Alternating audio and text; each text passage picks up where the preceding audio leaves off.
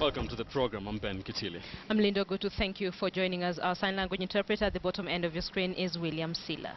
Meru Governor Peter Munya has promised to keep up the pressure the Council of Governors has been putting on the national government over devolution of functions. Munya was elected today as chairman of the Council of Governors to replace Bomet Governor Isaac Ruto.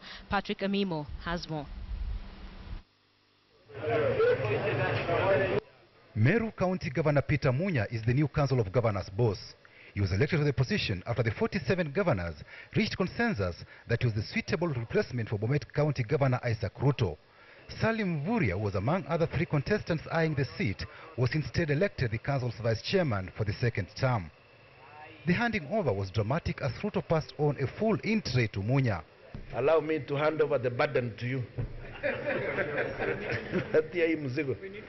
Here are the bills and laws that continue to negate devolution. You will continue to set them out. Down here is Pesa Mashinani. Asima Yendele. Governors have been at loggerheads with the national government, accusing it of reluctance to transfer functions meant for counties. Munya says the functions must be transferred by December. The law requires that by that time no function should be held by the national government. All functions should be transferred by that time. And even though we do not agree on everything, we were able to agree that at least when the national government agreed roads from D and below are county roads. Our dispute was only on Class C. Na sisi tumesema kwa kauli moja, mambo ya afya hayawezi kurudi kutekelezwa na serikali ya kitaifa. Tumesema pia hatutaonyeshwa vile tutapatia maji watu wetu. Na pia mambo ya kilimo kama yamegatuliwa kulingana na ibara ya 4 ya katiba yetu, basi haiwezekani sisi tena kurudi kulumbana na mambo haya. Munya accused the National Assembly and Senate of passing laws that are meant to kill devolution. Reversing such laws will be his other critical agenda. I know functions eventually will be transferred because when the deadline reaches, there will be no choice. But the biggest danger we face, the devolution faces, is recentralization through legislation. The two houses of parliament continuing to pass laws in complete disregard of the existence of 2 levels of governments and the separation of functions between 2 levels of government. Isaac Ruto says he's proud to leave office when Kenyans have tasted the fruits of devolution. Ruto challenged the new team to safeguard the gains, a position that was apparently supported by Chief Justice Dr. Willy Mutunga and Senate's Deputy Speaker Kembi Gitura. You are not allowed to reduce the pace. Kenyans know the Council of Governors never quits.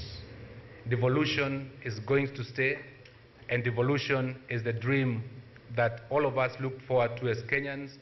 Devolution is not some idle political device. It is life. Devolution is irreversible and irrevocable. It's a train that has left the station and it can't be derailed. Kakamega County Governor Wycliffe Oparanya, who was keen to succeed Isaac Ruto, was elected chairman of the powerful Finance, Commerce and Economic Affairs Committee. He replaces fellow contestant Wajir Governor Ahmed Abdullahi, who was elected chairman of the Resource Mobilization Committee. Marsabit County Governor Ukurietani was elected the new whip to replace Bungoma County Governor Kenneth Lusaka, who will now chair Media and Communications Committee, previously held by Machakos County Governor Alfred Mutua. A section of residents from Meru County took to the streets of Meru Town to celebrate Peter Munya's election as chairman of the Council of Governors. Governor Peter Munya takes over from Isaac Ruto, and he knows that the challenges ahead are enormous. He says this type of leadership will be more action and less rhetoric in ensuring that devolution is entrenched. Patrick Amimo, KTN. It is from that story that we draw our big question tonight. It's not a yes or no question. We're looking for your comment, for your opinion on the election of Peter Munya as Governor's Council Chairman. Indeed, it is matters devolution. What are your thoughts? tell us your thoughts on SMS line 22155. You can also tweet them at Ben_Kitili, at Linda Ogutu, and at KTN Kenya. Shall be sampling them during the course of this live news bulletin. Now, Bomet Governor Isaac Ruto sustained a fierce defense of devolution, often having a face-off with officials in the national government when things didn't seem to go well. KTN's Aaron Ocheng takes a look at Isaac Ruto's tenure as Council of Governors chairman. Governor Isaac Ruto, who is set to relinquish the leadership of the Council of Governors, is confident he has executed his mandate effectively. Ruto spoke of the highs and lows of his 2 terms, which ended last month. He leaves the position after Thursday's election. Although he is leaving the hot seat, Ruto says he would still champion the Pesa Mashinani drive, which under his leadership, the Council of Governors is calling for more funds to be sent to the counties. The push for the referendum is still on, and it may have to take a better and stronger dimension, because as it is, Kenyans may have forgotten what it was. But you see, it will take certain situations to force these matters onto the scene. And if we wait for too long, we will revert to the old methodologies where the center continued to hold and continued to disburse funds. The Council of Governors has called a special convention to elect a new chairman with several names, including that of Governor Peter Munya, Salim Vuria and Wycliffe Oparanya showing interest in succeeding Ruto. Ruto is not eligible for re-election, having completed his 2 terms. And I'll continue to agitate even more because I'll be freer. Remember, currently, what I say, I have to weigh in terms of consensus amongst my colleagues. I have got to get consensus for the issues that I articulate, so that we don't end up contradicting one another with my colleagues. One of Ruto's greatest achievements is ensuring devolution is implemented and helping establish systems to enable county governments operate effectively. This he achieved despite a lot of resistance. The only thing that we've devolved is basically healthcare has developed to a certain extent. I cannot quite see any other issue that has basically devolved. Roads are still the preserve of the national government. They still keep roads. The other thing that ought to have devolved is agriculture. But agriculture has not quite devolved, other than the fact that we've devolved the staff. Although he pushed for it tooth and nail, budgetary allocations for counties was not increased by at least 45% as he had wished. Also, Council of Governors under Ruto was unable to have management of roads be devolved, and he expects the new chairman to push for the devolved of certain functions such as the management of roads and agriculture. Aaron Ocheng, KTN. Yep. Let's cross borders now. The story of 28-year-old Flavians Owino, a Kenyan sentenced to death in China, has been a topic of discussion in the country for the last 2 weeks. The young lady, alleged to have been peddling drugs, was set to die by the hangman's noose in Beijing. But now she will face life in prison or a prolonged sentence. Timothy Otieno explains. When the story of a Kenyan set for execution in China broke last week, it instantly became a trending topic in Kenya. Kenyans on Twitter reacted to the news with a lot of passion, and perhaps for a reason. It would have been a heartbreaking ending for a Kenyan to be executed in a foreign land by provisions of a judicial entity. But it seems Flavians Owino may not make history anymore. This week, the Ministry of Foreign Affairs intervened in her case, and now her death sentence has been overturned. The question of the death penalty, though it is there, the execution has not been carried out. It has been established that Miss Owino is indeed alive and in a prison in Wanzhou, a town 3 kilometers from the capital, Beijing. For her family, the news has been received with some measure of relief. We thank the government as a whole, because even now our ambassador, Mr. Kinyanjui, is there and is still working on the issue. Her case has been reviewed, and now the Kenyan government is hoping to have her either serve a life sentence or a specified time period in jail, a scenario available in the Criminal Procedure Code for China. She will, however, not be able to serve her sentence here in Kenya. Kenya does not have a bilateral treaty with China for prison swap. But for her family, the thought that her life has been spared is all that counts.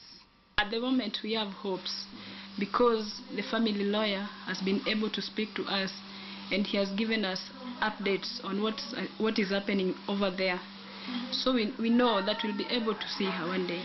Her sisters glimpse at her photo with the hopes that they will get to at least speak to her on phone. This as they plan to conduct a fundraiser to hire a lawyer in China who will handle her case. So when the news broke about the possible execution of Florence Owino in China, her family believed they may never see her alive again.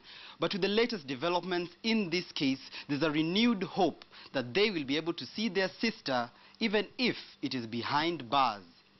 Timothy Otieno, KTN, Nairobi. From developments in Chuanzhou, China to Kisumu, authorities at the Kodiaga prison in Kisumu County have today revealed the details of the fight that led to the killing of the infamous self-proclaimed serial killer Harrison Okumu. KTN's Victor Ogale now reports.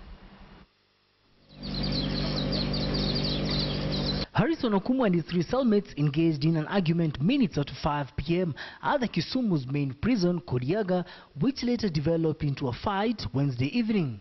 According to the regional police boss Amos Kimsi, the three used a metal pipe to hit him and they stabbed him severally using the same. The three hid themselves in the roof of the cell block, and it took the prison officers a while to convince the three to come down for them to establish the motive behind the killing. He was strangled and also hit. Yeah, because we were told that they had some metal objects which looked like water pipes. They could have broken the water pipes, the old water pipes, and used. Yeah. According to the police, one of the three inmates who attacked Okumu had a history of murder in the cells. Those remanded together with Okumu had previously complained of his combative nature as he kept mistreating them. In fact, nobody knew that anything like that could have happened, because even the suspects, those who have been suspected to have killed him were his friends, very close friends, and they were eating together. Even last evening they ate supper together before this happened. No, sina idea yoyote hapo. The late Okumu hit headlines in 2013 when several bodies were found buried in his compound. He was suspected of killing at least 5 people and burying some in his house in Rabur village in the outskirts of Kisumu city. Okumu was set to appear in court on Wednesday next week. Victor Ogale, KTN, in the county of Kisumu. Also, police in Embu town have launched a manhunt for a gang of 5 women who were caught on secret cameras shoplifting at a boutique in Embu town. The 5 arrived at Leeds boutique posing as customers and allegedly stole items worth 60,000 Kenya shillings. Leeds boutique in Embu town. This woman in a white shirt enters the shop. She is shortly followed by 2 others who first pause before entering the shop and look from side to side as if to survey the area. Minutes later, these 2 women in oversized kitenge dresses get in. All this time, the 5 pretending not to have any business with each other. They head straight to the ladies section where clothes are said to range from 8,000 to 16,000 Kenyan shillings, and it's all systems go. The women get busy picking out clothes, all the while keeping the shop attendants busy with their demands, and in the process stash all the clothes they have picked out on this rail. One of the women in a kitenge allegedly picks them and hides them inside her clothes, and after she's done, her accomplices are seen inspecting her to see that the clothes are well hidden. Another woman is seen to head to the fitting room where she allegedly hides the clothes. Observe closely as she leaves the fitting room. The 2 women are then seen leaving the shop together as the others keep guard to see that nothing goes wrong. And once they're done, they all leave the shop. The shop owners were not able to piece up the puzzle until a day later when they realized some clothes were missing. Waliweza kutuibia dresses 5 dresses 7 na blouse moja. Waliweza kuwaandaa wasichana ambapo waliweza kuweka hizo nguo kwa ndani ya nguo zao, so that people can see whether they can understand and know their faces, and if known, people to ring 999 112, which will be answered in our IG's call center. Embu West OCPD Terry Mushemi has asked Kenyans to cooperate with the police in tracing the women who are alleged to have stolen clothes valued at 60,000 Kenyan shillings. Fatima Pole, KTN.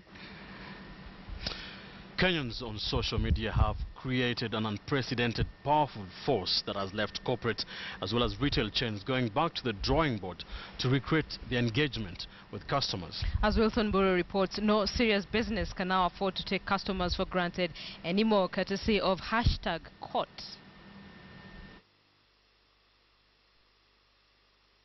Social media is an inevitable tool for corporates that seek to broaden their consumer base.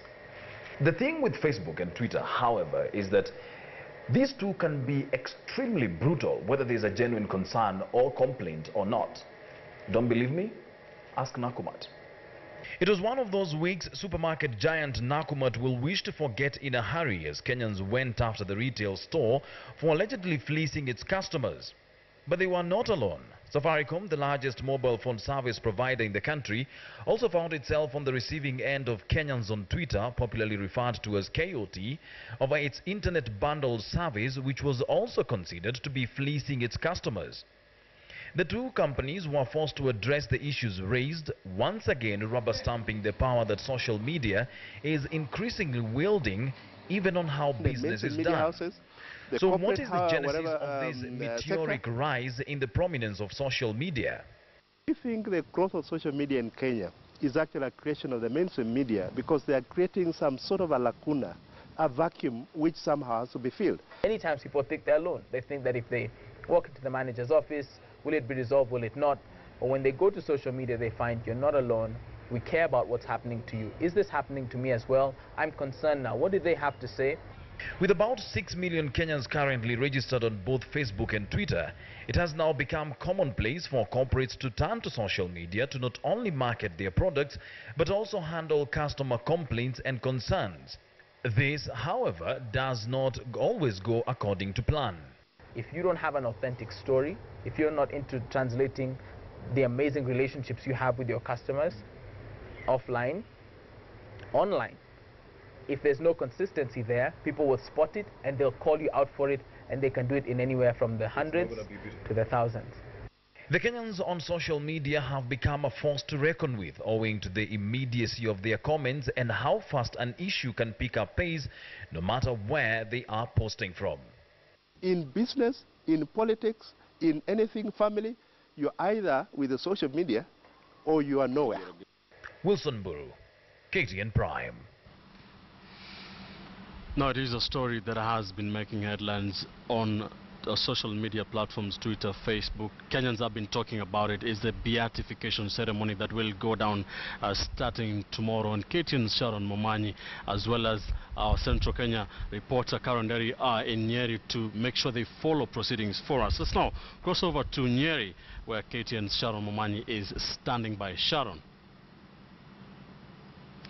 Yes, but excitement is in the air here in Nyeri as residents are just counting hours to the historic event that will kick off tomorrow here in Nyeri. And this afternoon, a very significant ceremony took place in the run-up to the beatification ceremony. And this is, it took place at the Mathari Diocese here in Nyeri. And this is the church where the relics or the remains, if you like, of Sister Irene Stefani have been preserved since 1995. This is when her body was exhumed in the process of her sainthood. And today at the church, there was a special team of church leaders that was selected to just look at the box where her relics are being preserved at the church to ensure that this box has not been tampered with. And why is this important? It is because this is part of canon law, which oversees, which guides the whole process of, beatification and canonization, to ensure that this box with the relics of the person that is to be beatified has not been tampered with. And how did this significant process go?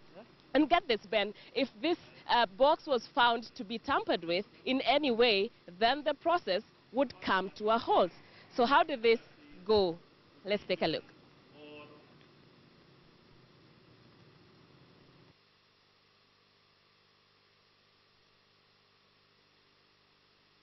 So after the box was opened, special people appointed by Rome witnessed and attested that the box in which the mortal remains of Sister Irene were kept since 1995 was intact and it has not been interfered with. Therefore, as this is a clear indication that those are the real mortal remains of Blessed Sister Irene. And with that now marks the beginning of the liturgy of beatification. If that box was not there, then we do not have beatification. And so as you can imagine, Ben, Linda, that is one announcement that was really celebrated here by the faithful who are waiting to witness this historic ceremony taking place right here on Kenyan soil. Also remember that it is the first time it is taking place in Africa, a very big event that we shall be bringing you the events as they take place. My colleague Carol Derry has been following up the preparations, how the county has been preparing for this. The road has been improved, lighting has been taking place across the city, and both of us shall be bringing you, as well as the team that is here in Nyeri, bringing you the updates of this event as they taking place starting from tomorrow. Back to you, Linda and Ben. Thank you, Sharon. Sharon Mumani coming to us live from central Kenya, Nyeri County specifically. Truly historic event, Linda, that people especially of county of Nyeri will not forget in a long time. Indeed, lots of excitement. The streets are all lit up, and I understand some of the residents are actually taking in some of the visitors into their homes. Yes, indeed. It's almost some kind of hoteling, arrangement. Yeah, let's see That's good for them. Yes. So you're watching KTN Prime, and tonight we're asking for your comment or your opinion on the election of Peter Munya as the Governor's Council of Chairman. You can tweet us at KTN Kenya, at Ben_Ketele, and at Linda Good. You want to sample some? Yeah, some Linda. Kevin Kayamba says we will miss Isaac Ruto's robustness. I hope Munya is up to the task. Sylvester Aura says the chair of the Council of Governors needs someone who is not easily swayed so as to push for devolution. Munya fits that bill. And Kanye very quickly says, unfortunately, come 2017, Munya will lose his gubernatorial seat for opposing the government. Prophet of doom there. Those are your opinions on our big question. Thank you for participating. We are taking a short break, but we have more news coming your way. Stay with us.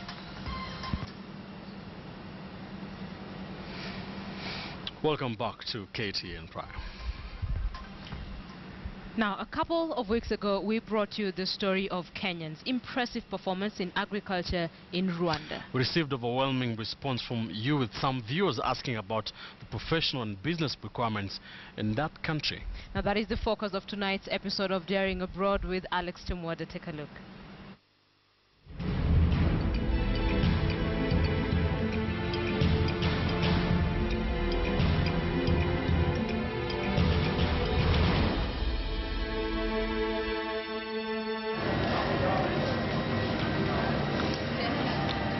We begin the journey at Nairobi's Jomo Kenyatta International Airport, where I check in using my national identity card as a travel document to Kigali. And just to let you know that if you are a citizen of the member states of the East African Community, you do not necessarily have to use a passport as a travel document. It is working for the nationals of Rwanda, Kenya, and Uganda, but Tanzania and Burundi are lagging behind as they do not have national identity cards in place yet. We began issuing national IDs. We hope by by the next elections, we should have, every Tanzanian should have an ID.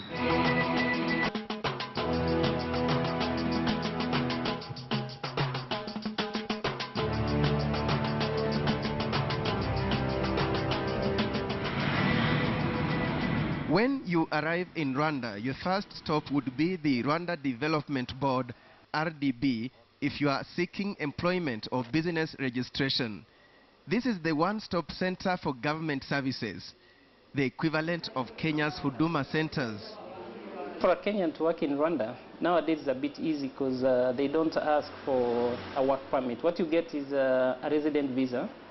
And it's pretty easy to apply for a resident visa. Basically what they will ask you is a police clearance, certificate of good conduct, and they would need your academic papers and your CV. And obviously your contract from your employer, or if you are a sole proprietor, they would need your company details. And it takes about a week. Within a week, you get your resident permit, and after that you're in business. However, when it comes to employment, priority is given to locals, except for those with special skills that cannot be sourced locally. How about business registration? Vivian Kayitesi is the head of investment promotion and implementation at the RDB. All you need is a copy of an ID. You need 15,000 Rwandan francs, which is equivalent to about less than $20. 2 steps. You come downstairs, fill the forms, pay the fee, and you come back 6 hours later, you have your business certificate of incorporation. So how long have you been advocating, and when are you anticipating for results? Eugene Anangwe, a television producer who doubles up as a radio presenter, was one of the beneficiaries of the Special Talents Search. One-on-one with Eugene Anangwe. I came to Rwanda in 2008 after an opportunity came by. Contact FM was looking to set up their English broadcasting network. And of course they needed some people who were able to read news in English, go to the field, report in English, carry out interviews, produce features in English. And that's how they came to scout for talent in Kenya. And I was like, okay, let me give it a shot, because I felt like there was stuff that I had that I could be able to share with the Rwandan community in the media industry. And that's how Kenyans are found mostly in the service industry. They are in the banking sector. They are some of the most sought after in the hospitality industry. The general managers of Serena Kivu as well as Serena Kigali are Kenyans. In total, I have 500 members of staff between Kigali Serena and Lake Kivu Serena. And out of the 500, I have 10 Kenyans, and all the rest are Rwandese.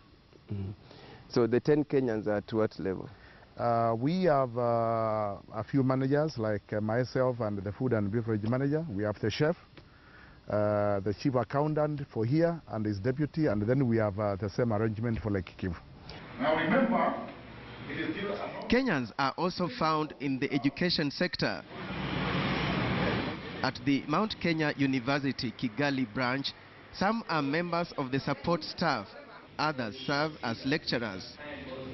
There is what is called Inter-University Council of East Africa, which is a member organization for all the universities in East Africa.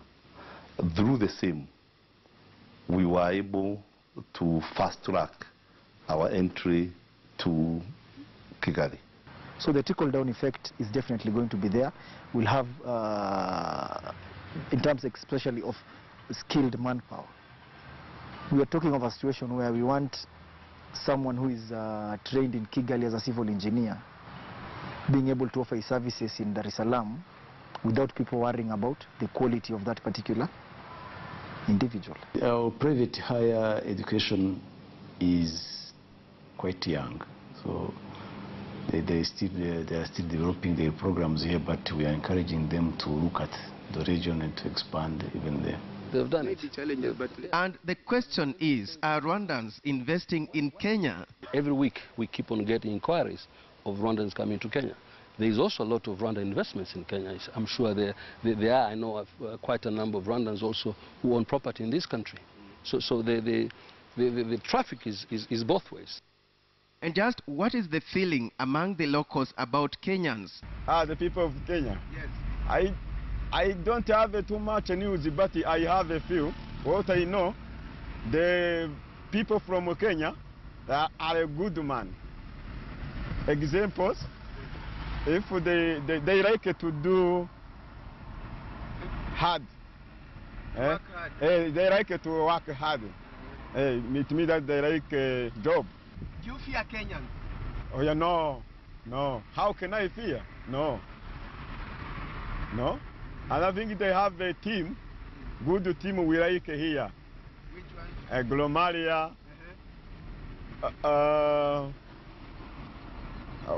I forget others, but I know. AFC? Yeah.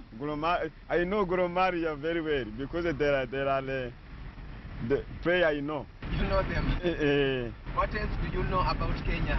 About Kenya? Another thing? Yes. On Lord is big, more than ours. The road? Yeah, the road is big. I didn't go there, but someone told me the car must go. Now we are two here. Yes. In Kenya, in one way, 4 cars must go. Okay, I think it is very big. Yeah, the lanes are wider. Huh? They are big, yes. Yes. Yeah. Eventually I'll have to go back to Kenya because home is always home. That's Daring Abroad. For KTN, I'm Alex Chamwada.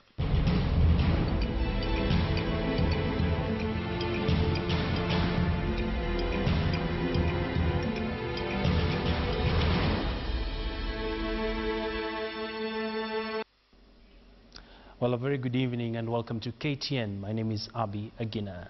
Africa's largest wind power project based in Marsabit County is well on course and will deliver 310 megawatts of electricity to the national grid by mid-2017. According to the project's leadership, the Lake Turkana wind power plant has picked up pace after concluding its financing structure late last year. KTN's Charles Gitonga sat down with the chairman Mugo Kibati to discuss this and the outcomes. The ambitious 76 billion Kenya shillings wind power project in Marsabit County is now 6 months into construction, with the project management confirming that it will be delivered within the 2017 deadline. The project has since inception been faced with political, social and financial challenges, but its management says most of them are now out of the way. In the project preparation of this, all these challenges were anticipated and properly catered for. According to Kebati, tremendous progress has been achieved so far, including the ongoing construction of a 400-kilometer power line by Kenya Transmission Company, KETRACO. All the 6 engineering, procurement and construction companies are reported to be at work, including manufacturing of turbines by Vestas in Denmark. We now have on-site, in the last 6 months we've done quite a bit, so we are pretty confident about coming online fully by the mid-2017. Also, as part of the project is the 204-kilometer road connecting Laisamis to the 41,000 acres wind farm. Construction work for the road is so far 20% complete, with expectations that the rest will be accomplished by the end of the year, paving way for transportation of complex equipment required for the project. Let's be very clear. The turbines are only the most significant part of the project in terms of equipment. There are many other pieces of equipment that are part of this project, and some of that already is beginning to be moved on site through other means. The project managers expect that the wind farm will inject 50 megawatts of power to the national grid by 2016 and a further 260 megawatts by mid-2017, when the project will be fully commissioned, an equivalent of 20% of Kenya's current installed power capacity. This will bring the country's total installed wind-generated power to 336 megawatts at the cost of 8.7 US cents per kilowatt hour. The project is part of the ambitious 5,000 megawatts power initiative by the Jubilee government, which is meant to eventually bring down the cost of living and that of doing business in the country.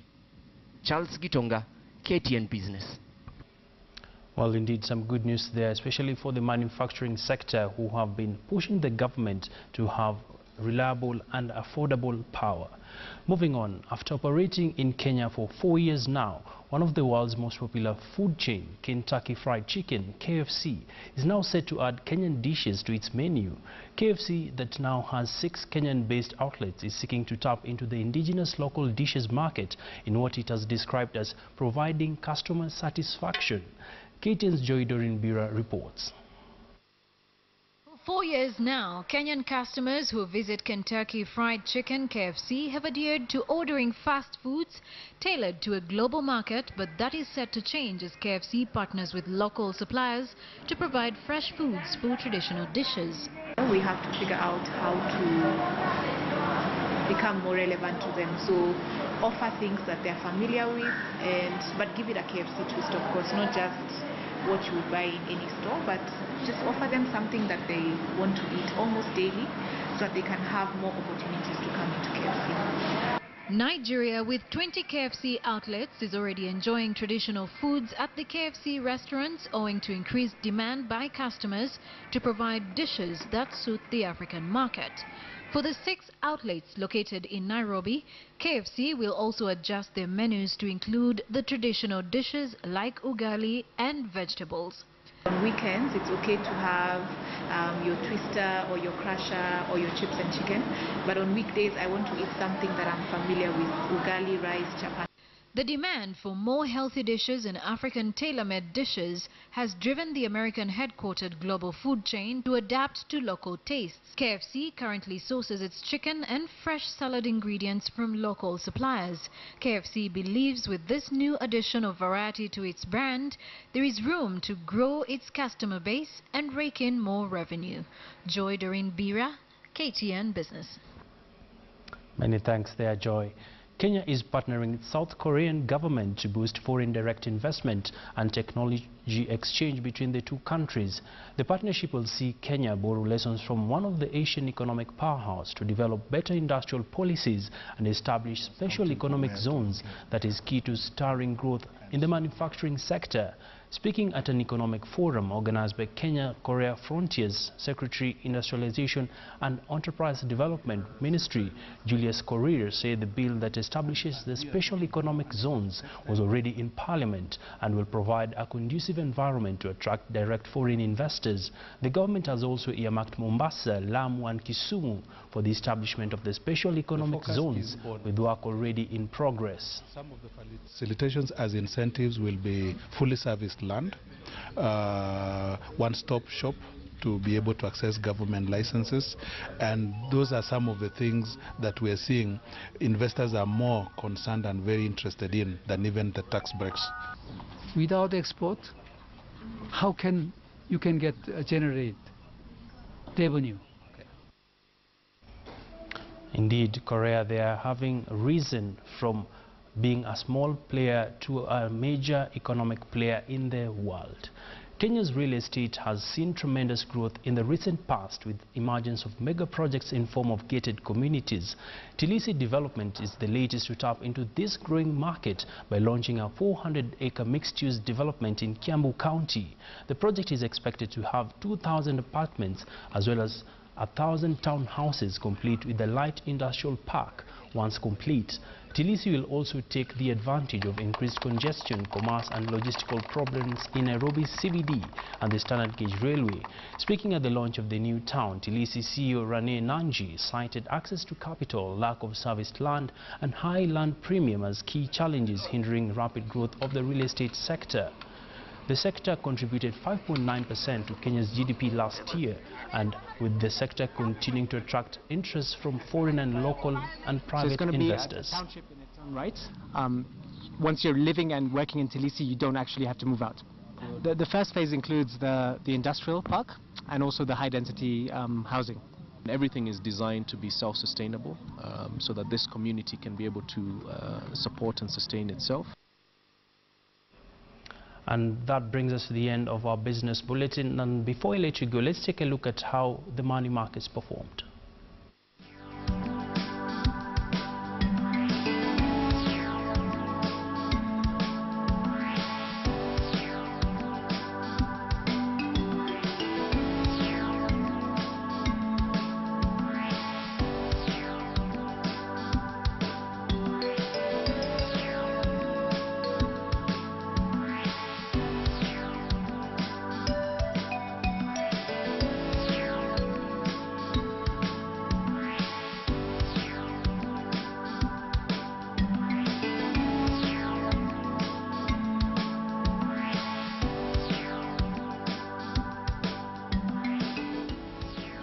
Well, indeed, from the financials there, the shilling is not doing quite well against the dollar.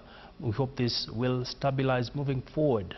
Well, that's all we had time for. My name is Abi Agina. Let's meet tomorrow, same time, same place. Coming up next is Lynn Washira with the day's sports news. A very good evening and a warm welcome to tonight's edition of KTN Sports. I'm Lynn Washira. Athletes from Uganda will be among elite athletes expected to take part in the Athletics Kenya track and field meeting starting Friday to Saturday at the Kipchoge Keino Stadium in Eldoret.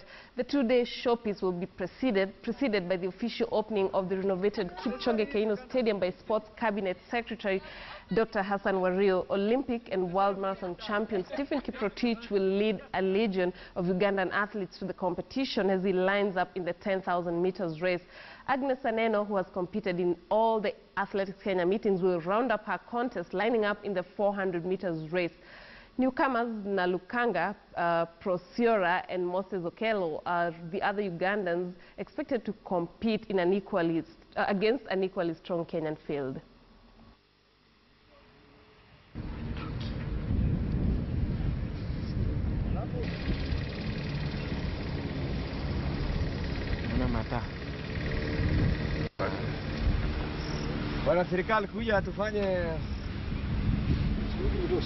They are the one. Whether they've gone outside, you will hear Kenya. They are the one announcing. They are the ones shocking the world. They are the ones taking the goal. And I'm very happy to be the first to open this field. I'm telling the world. And when we last ran here in 2008, I think that's when she got a hamstring strain somewhere because of the bad ground. Now today when we came, I was amazed. It's like it landed in heaven. I couldn't believe this. But I'm so happy that to be associated with the opening of the stadium that I first saw. Expecting a good number of top athletes in the Republic of Kenya because this is one of the tartan track outside Nairobi. And a number have confirmed they are coming to participate tomorrow and Saturday. And moving on, the experience gained by the national women's volleyball team booster Jane Washu and center Praxidi Zagala during their stint in the French League will be put to test at the Africa Cup of Nations next month. Kenya will host the championships between the 10th and 20th of June. Kenya volleyball skipper Praxidi Zagala, together with a former Kenya Prisons colleague Jane Washu, who recently returned from France where they turned up for French Division 2 side Chamalis Volleyball Club, have described their experience in Europe as invaluable. Both coach David Lungao and the rest of the players in the camp agree that the experience gained by the two will help the national oil-sponsored Queen wrestle the African title. Kuwa kwao kule bara Europa kwa season moja kimewapa mwelekeo tofauti ya vile hali ya mchezo inacheza katika kiwango cha juu, na nafikiria wataleta hiyo experience ama exposure ambao wamepata kule juu kusaidia wengine. Washu and Khadhambi have been in France since mid last year, where they featured for the French side in Division 2, and they aided them qualify for the top division. The duo missed the All-African Games qualifiers held in Uganda in April, and they have a big role to play in the national teams for next assignment. Reception na setting na vitu zingine hizo basic skills za volleyball sasa tumeimprove na tumegain at least experience. Mafans kwanza tunaweza waambia wakam kwa wingi. Cause hao wakiwa sasa zenye tuko down, waanze kuboom pale juu. Inatuamshanga sana. Kitu yenye inafanyika France yenye ningependa ifanyike hapa Kenya ni ile players wote wanalipwa na aimat kama wewe ni professional ama wewe ni wa nyumbani. Bora umesign contract na club unalipwa at least mshahara mzuri yenye inaweza kusaidia.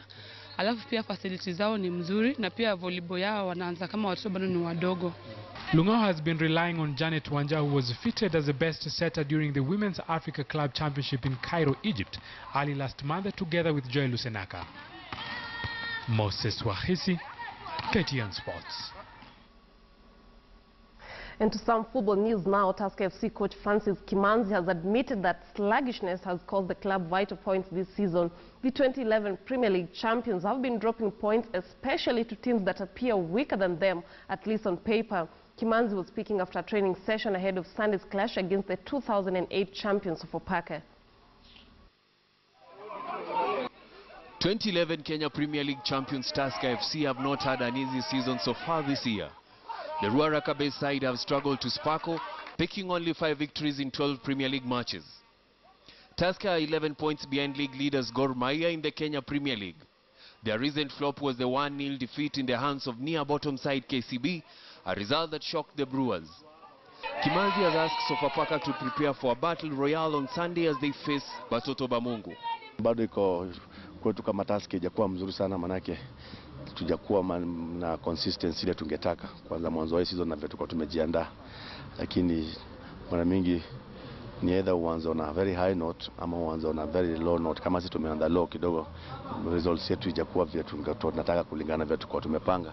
With the Brewers frontline boasting the killer boots of Jesse Were, Kimanzi hopes to finalize on securing the services of former Sofapaka defender Eugene Asike as he look to bolster his backline.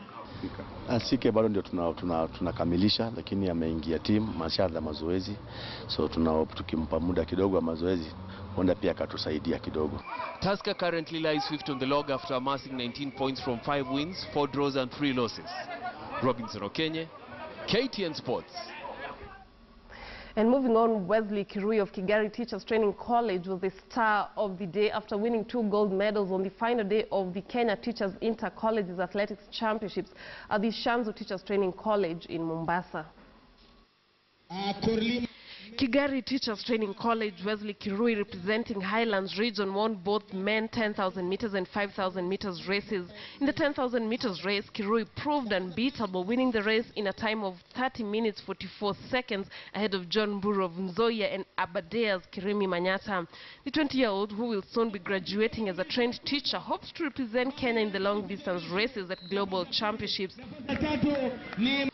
In the 100 meters men's race, John Odhiambo of Highlands clocked 11.4 seconds for the top position, as Samuel Musanga and Kelvin Amalicha clocked 11.5 and 11.9 seconds respectively.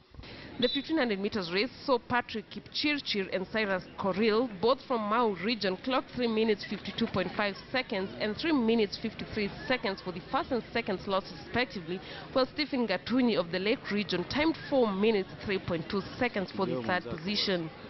The Teachers Training College students also got an opportunity to show their prowess in the field events like javelin, discus throw and shot put.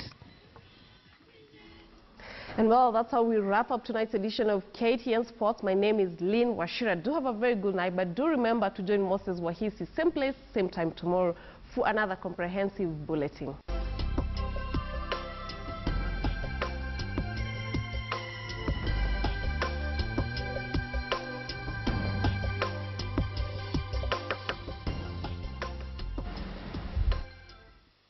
So tonight, a new era at the Council of Governors. New chairman, Meru Governor Peter Munya is the new chairman, taking over from Isaac Ruto of Bomet. On a big question we asked you, what is your comment on the election of Peter Munya as the chairman of the Council of Governors? I'm going to say what some of you had to say. Tony Ton says the issue of integrity and accountability is hanging among some governors. Will he clean the mess? Charles Opil tweets, Governor Munya must now tone down his combative political speak and create a model county to be an example. Daniel Fundi says he should be tougher. Isaac Ruto was a phenomenon. He left a legacy of stubbornness. Arthur Gishane, I support his election. I found him firm, very articulate on matters devolution. Those are your opinions on the election of Peter Munya as Governor's Council of Chairman. We thank you for participating, indeed for watching KTN Prime. Tomorrow you have Betty Kello with a Friday briefing. Thank you for watching. Good night. I'm Linda Ogutu. Many thanks for being part of the show all through this week. I'm Ben Kitile. Good night from the KTN News Center. Remember, Jeff Konanga Live begins shortly.